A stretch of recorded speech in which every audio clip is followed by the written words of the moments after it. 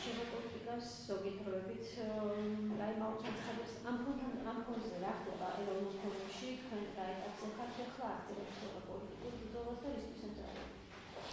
მოგესალმებით. ფაქტია ის მოვლენები, რაც ხდება, ვთქვათ, ქართულ პოლიტიკურ სივრცეში, ის მისვლა-მოსვლა პარტიიდან პარტიაში, ესე ვთქვათ, და ზოგადად უნდა ვაღიაროთ, რომ კრიზისი არის ოპოზიციის ფლანგზე შექმნილი. მათ შორის, მიუხედავად იმისა, რომ ვითარება საკმაოდ რთულია პოლიტიკური პროცესის მიმართებაში, უნდა ითქვას, რომ ეროვნული ფორუმიც ფიქრობს, თუ როგორ და რა ფორმით გააგრძელებს თავის მოღვაწეობას, ესე ვთქვათ, აი ამ ქართულ პოლიტიკურ სპექტრში და ძალიან მნიშვნელოვანი იქნება შემდგომი პერიოდი. ვიცით, რომ შესაძლებელია კრიზისები არის ახლა ოპოზიციის ფლანგზე, მაგრამ კრიზისებს ახასიათებს ერთი ძალიან საინტერესო მომენტი, რომ კრიზისებს შეუძლიათ შექმნან ახალი გარემოებები, ახალი ლიდერები, ახალი ესე ვთქვათ, პოლიტიკური პროცესის ინიციირებას კი შეუძლიათ მოახდინონ და მათ შორის გუშინ და რამდენიმე დღის წინ ნახეთ დათო უსუფაშვილის განცხადებები იმასთან დაკავშირებით, რომ ის აპირებს დარჩეს ოპოზიციაში, შექმნას ახალი მძლავრი პოლიტიკური მოძრაობა, ევროპული ტიპის პარტია, ესე ვთქვათ. და მე შეგახსენებთ, რომ სწორედ ამაზე საუბრობდა ეროვნული ფორუმის ლიდერი კახაბერ შატავა, როდესაც დაახლოებით 2 კვირის წინ, შეიძლება ცოტა მეტი, გააკეთა შეთავაზება პოლიტიკურ ძალებთან მიმართებაში, როდესაც სწორედ ევროპული ტიპის პარტიის ერთიანი პარტიის შექმნაზე იყო საუბარი და აი ამ კონტექსტში ზუსტად ჯდება დათო უსუფაშვილის განცხადებებიც და ამასთან დაკავშირებით ჩვენ ძალიან სერიოზულად ვიფიქრებთ, გარკვეული რეორგანიზაცია და გარკვეული გადაჯგუფებები ალბათ გვექნება აი ამ ვიხილავთ ოპოზიციური სპექტრზე, ოპოზიციურ ველზე და მე სერიოზულად განვიხილავ იმ წინადადებას, რომლითაც თუნდაც კახაბერ შატავა გამოვიდა ამ 2 კვირის წინ და ასევე უსუფაშვილი ზუსტად თითქმის ერთ კონტექსტში მსგავსი განცხადებები იყო გაკეთებული. ისე რომ ეროვნული ფორუმი შეგახსენებთ, რომ სხვათაშორის კახაბერ შატავამ აღნიშნა ის გარემოებაც, რომ ჩვენ გზათა ვართ პარტია მივიტანოთ სამსხვერპლოზე იმისათვის, თუ მოხერხდება ჯანსაღი ოპოზიციური ევროპულად მოაზროვნე ადამიანების მიერ შეიქმნება მესამე პოლიტიკური ძალა, რომელსაც უკვე 2020 წლის არჩევნებისთვის ექნება საკმაოდ სერიოზული პერსპექტივა იმისათვის, რომ თავისი ხედვები და თავისი პოლიტიკური სიტყვა თქვას აი ამ სივრცეში და მიმაჩნია, რომ ჩვენც მივესალმებით აი ასეთ მიდგომას, რაც მოვისმენთ თუნდაც დათო უსუფაშვილისგან, თუნდაც კახაბერ შატავასგან, აი ამ პოლიტიკოსებისგან და ალბათ ჩაერთვება ამ პროცესში ის ადამიანები, რომლებსაც მიაჩნიათ, რომ ქვეყნის განვითარებისთვის არა მხოლოდ ძლიერი ხელისუფლება ასაჭიროა, არამედ საკმაოდ კვალიფიციური ოპოზიცია. თქვენი განცხადება ნიშნავს თუ არა იმას, რომ ახალი პოლიტიკური ძალა, მესამე ოპოზიციური ძალა, რომელსაც საუბრობთ, შეიქმნება იმ ადამიანებისგან, რომლებიც პოლიტიკაში წლები არიან, თუნდაც ალასანიას გუნდს გულისხმობ, რომლებმაც დროებით დატოვეს პოლიტიკა. მოიაზრებით რესპუბლიკელები, თავისუფალი დემოკრატები, ფორუმი ერთად. და რა კონფიგურაციის გადაჯგუფებაზე საუბრობთ, უფრო რომ დააკონკრეტოთ? მე ვფიქრობ, რომ მაგალითად აი ეს ჩამოთვლილი პარტიები, რომლებიც თქვენ ბრძანეთ ახლა, მათ შორის რესპუბლიკელები, ალასანიას პოლიტიკური გუნდი, ეროვნული ფორუმი, სწორედაც ერთ კოალიციაში ვიყავით ამ 4 წლის წინ და საკმაოდ დიდი წვლილი შევიტანეთ 2012 წლის გამარჯვებაში. ისე რომ ჩვენი თანამშრომლობა არ არის მხოლოდ ვთქვათ რაღაცა ახალი მონაცემებით, ან ახალი იდეა. ზოგადად ესეთი ფაქტი უკვე დაფიქსირებული არის კოალიციის ფარგლებში, მათ შორის თავისუფალ დემოკრატებთან ერთად დაახლოებით 2 წელიწადზე მეტი მოგვიწია პარლამენტშიც თანამშრომლობა და ასევე ჩვენ გვაქვს გამოცდილება ოპოზიციაში ერთად ყოფნის. იცით, რომ 2012 წლამდე სწორედაც იმ პარტიებმა ზიდეს ოპოზიციური ტვირთი იმ რეჟიმის წინააღმდეგ, რომელიც იყო ნაციონალური მოძრაობის მიერ 2012 წლამდე.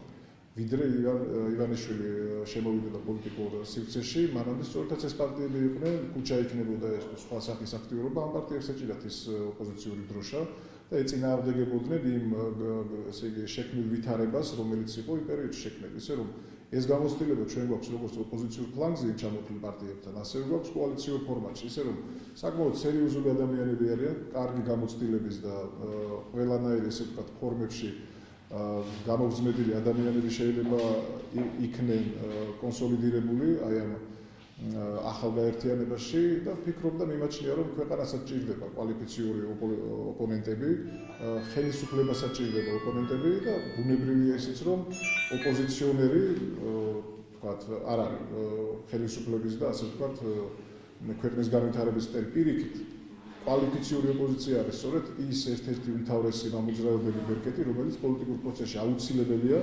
ერთი პარტია პოლიტიკურ პროცესს ვერ ქმნის, ამიტომ არის საჭირო რომ თუნდაც მინიმუმ 2-3 პარტია იყოს ისეთი ოპოზიციაში, რომელიც შექმნის ალტერნატივას თუნდაც ხელისუფლების შეცვლისა 2020 წლისთვის. შესაძლებელია თუ არა ამ ახალ გუნდში მოიაზრებოდეს პრეზიდენტი?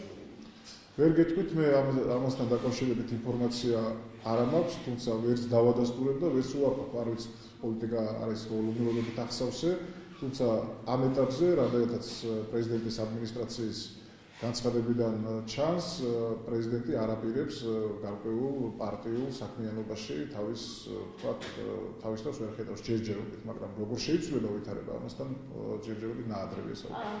ეროვნული ფორუმის ამჟამინდელი პოზიციით ხომ არ იყო ნაჩქარევი თქვენის გადაწყვეტილება, რაც მიიღეთ კოალიციიდან განყოფის შესახებ? მე ვფიქრობ, რომ ეროვნული ფორუმის გადაწყვეტილება, რომელიც პრილობის მიერ იქნა მიღებული, მიმაჩნია რომ იყო სწორი და გამომდინარე იქიდან რომ ჩვენ გვქონდა გარკვეული სახის ინფორმაცია იმასთან დაკავშირებით, რომ და განცხადებები მოვისმინეთ არაერთხელ, რომ ქართული ოცნება პარტია, ქართული ოცნება უკვე აპირებდა მარტო მოესინჯა თავისი ძალები და ეს გადაწყვეტილება პარტიას მიღებული ჰქონდა და ამის შესახებ ჩვენ ინფორმაცია თავისთავად ცხადია ჰქონდა.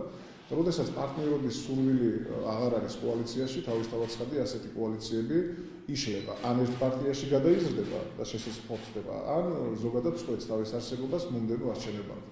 რაც შეეხება თუნდაც ჩვენს დამოკიდებულებას აი ამ კოალიციის დაშლასთან დაკავშირებით, რა თქმა უნდა, კოალიციას ჰქონდა იმის პოტენციალი, რომ 2016 წლის არჩევნებში და შემდგომ პერიოდშიც ემართა ქვეყანა, ამის პოტენციალი იყო.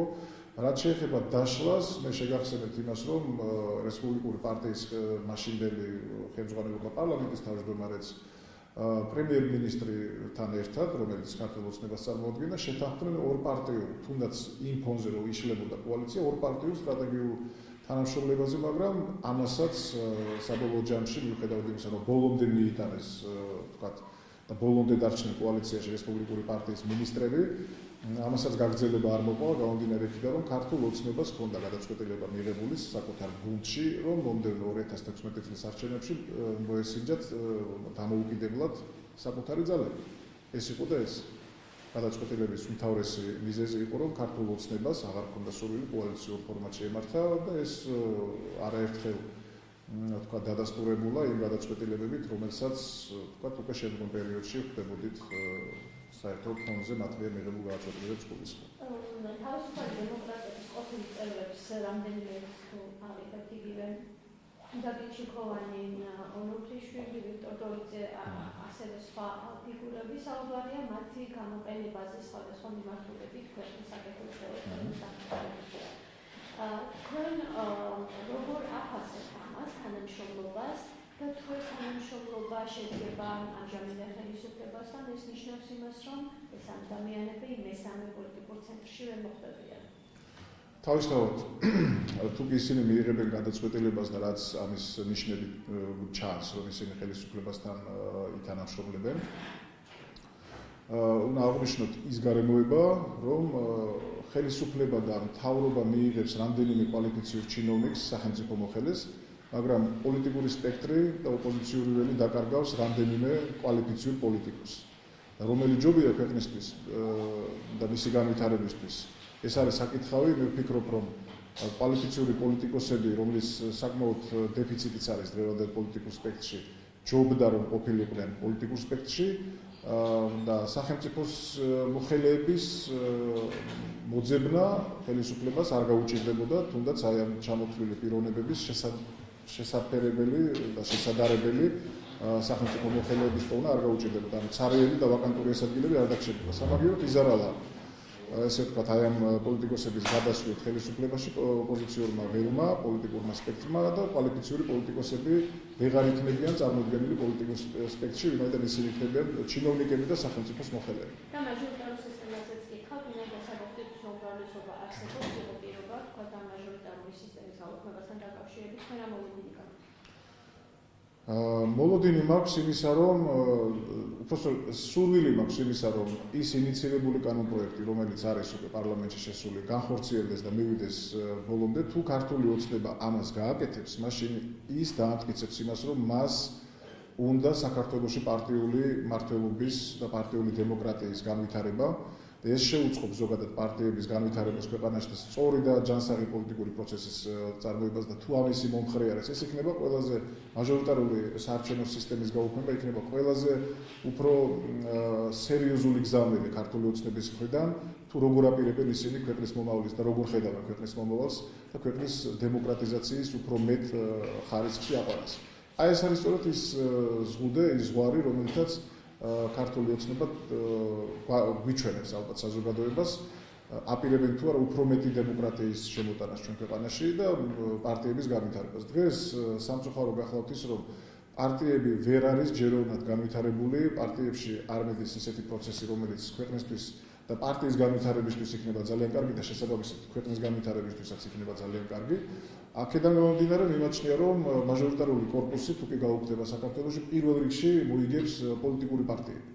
და როდესაც პოლიტიკური პარტიები შეეცდებიან, რომ საკუთარი სიები იყოს დაკომპლექტებული უფრო მეტი პროფესიონალებით და არა იმ თქვათ გარკვეული ნიშნებით, რომელიც მაჟორიტარულ საარჩევნო სისტემას ახასიათებდა, მიმაჩნია, რომ ბევრად უფრო განვითარდება ქვეყანას ოპოზიციაც და ხელისუფლებაც, იმიტომ რომ თანამედროვე გამოწვევები პოლიტიკური რეალობები იჩვენებს ერთ რამეს, რომ კონკურენციის გარეშე ნებისმიერი ქვეყანა განწირულია იმისათვის, რომ კრახით დაამთავროს თავისი განვითარება და ნებისმიერი ხელისუფლება განწირულია იმით, როგორი მონოლითურიც არ უნდა იყოს ხელისუფლება, თუ მას კვალიფიციური და ჯანსაღი ოპოზიცია არ აქვს, ისიც განწირული არის მარცხისთვის, გარდაუვალი მარცხისთვის.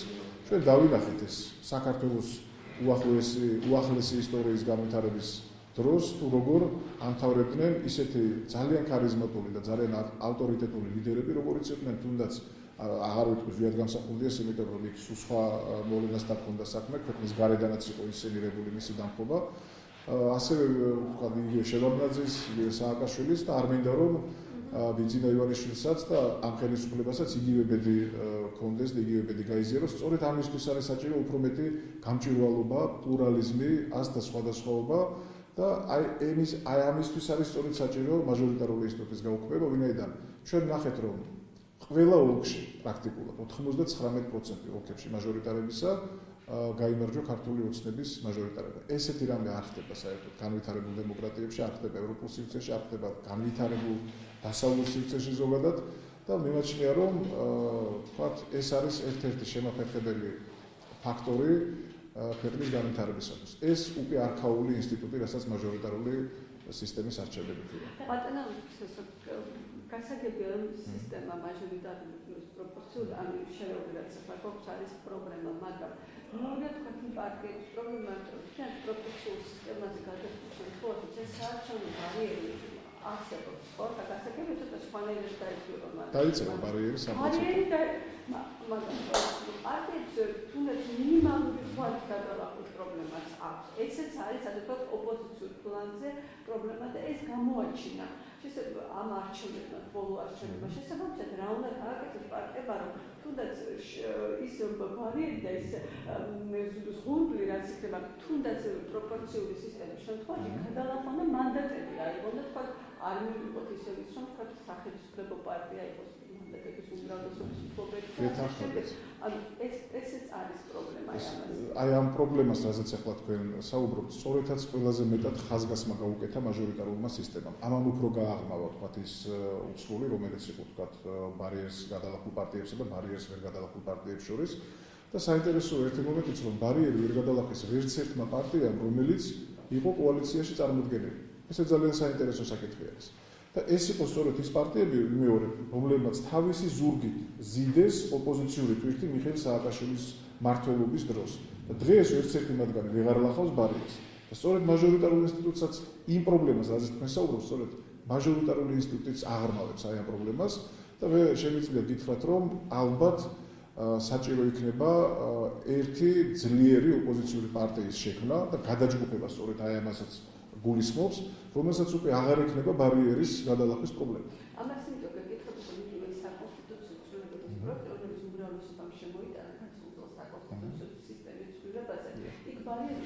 მცირდება 5-დან 20%-მდე.